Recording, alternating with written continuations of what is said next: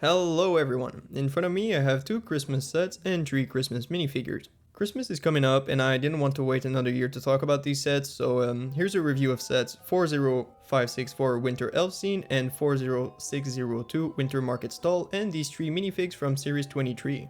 Before we actually get into the review, I quickly want to mention that these 2 sets were gifts with purchases from 2022 and 2023 respectively. So you can't just go in the store and pick them up. But they're actually really cheap on Bricklink, so you could easily get your hands on them if you wanted to. Anyways, so this set here is a simple ice rink with a cute backdrop of a mountain and some trees. We get these 2 elves. This one here on the left is wearing a nice red shirt with some green pants. I really like the printing on his torso, and I was surprised to learn that this print is set exclusive to the Winter Elves Scene. The other elf gets a green version of the same print with some red pants. This torso printing is slightly more common, having appeared in 5 different sets. This minifig also gets a pair of skates and a red scarf. Neat! If we quickly look at our minifig from the recent CMF line, we'll see that she actually has a different hairpiece from the other 2 elves. Fun fact, you get enough extra pieces to make a second house, so you could use it in your next micro build, mock, or something like that. I quite like this fig, and I think she fits well with the other 2 elves from the Winter Elves Scene. Now, I guess it's time to look at the actual set. The set is mostly just a facade, but we get 2 small pine trees that are connected by these Christmas lights. If we follow this little waterway, we'll arrive at this sled. There's no functional use for this sled, but it's filled with some snowballs, so I guess you could make a little snowball fight.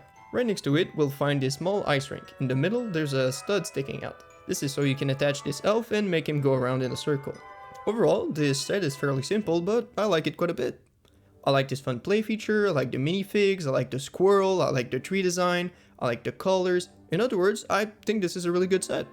Alright, now let's move on to the Winter Market Stall. Once again, we get 2 minifigs with some good looking torsos. We also get a small Christmas tree and a snowman. Although I like this little side build, I think it's a bit weak. Maybe it's just me, but it doesn't really look like a snowman. If we want a good looking snowman, we could also use this minifig from the CMF line. This guy actually has a special molded round helmet with a proper carrot nose. If we remove his head, we'll see that this guy is actually having a pretty rough day. Hey, go get yourself a cup of hot chocolate and take a little break, man. You deserve it. I like to think of this snowman minifig as an employee of the little market stall, and this deer minifig could be his colleague. The deer minifig gets a little box and a heart-shaped cookie. She also gets an alternate face print on the other side of her head. And we also get an extra cookie, but you can't fit both cookies in the box at the same time. I think her costume and general design is really cute.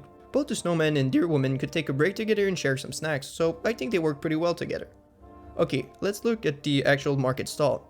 Instead of making a simple box, LEGO gave this stall a nice shape with some curves and some depth. The front is well decorated with some green and red bricks. In the center, we'll find this little cash register. If we turn the structure around, we'll find a small attic with 2 presents.